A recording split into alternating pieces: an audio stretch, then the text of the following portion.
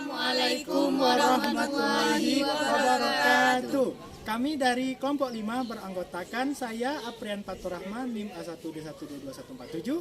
Saya Dipa Anggraini dengan NIM A1D1222141. Saya Nurjana dengan NIM A1D1222160. Saya Fadila Rahman dengan akhiran NIM 128. Saya Paskajon Tsunami dengan akhiran NIM 149. Kami dari kelompok 5 telah membuat media pembelajaran yaitu siklus air. Siklus air adalah rangkaian atau tahapan yang dilalui oleh air dari bumi ke atmosfer dan kembali lagi ke bumi.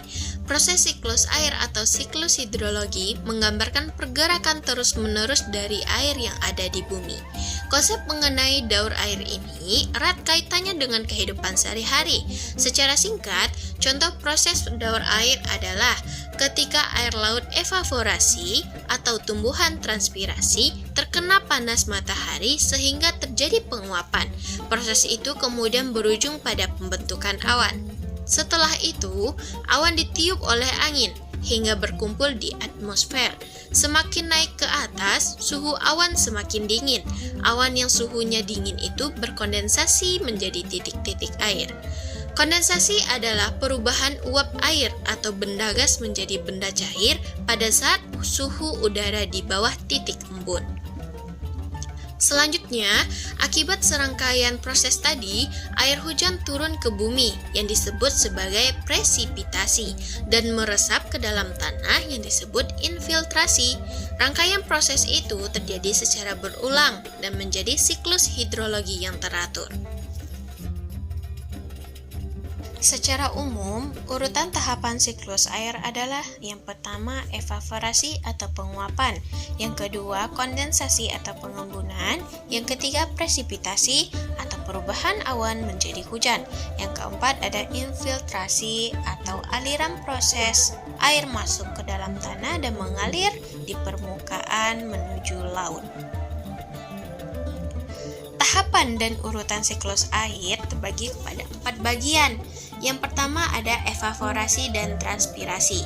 Evaporasi adalah proses ketika air yang ada di laut, rawa, sungai, dan lain-lainnya menguap karena adanya pemanasan dari sinar matahari.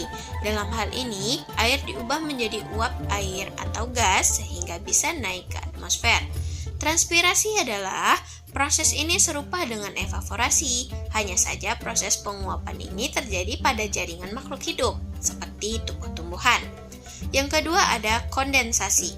Kondensasi adalah proses di mana perubahan uap air di atmosfer menjadi partikel es yang sangat kecil di suhu yang rendah.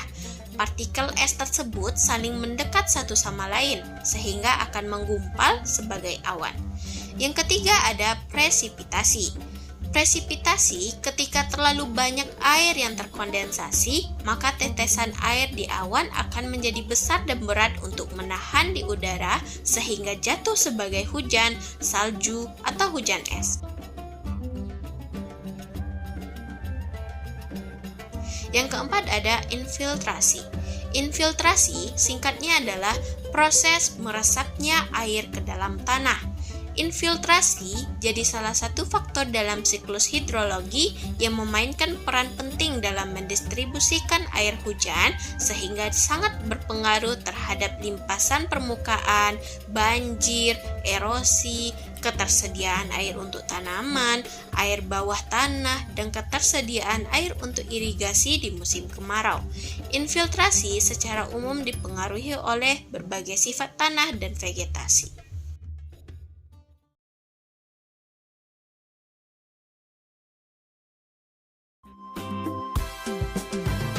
Ayo kita belajar siklus air. Siklus air adalah proses perputaran air dengan terus-menerus dari bumi ke atmosfer, kemudian kembali ke bumi.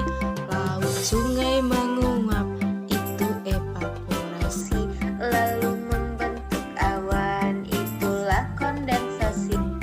Air jatuh ke bumi, itu presipitasi. Air meresap itu infiltrasi.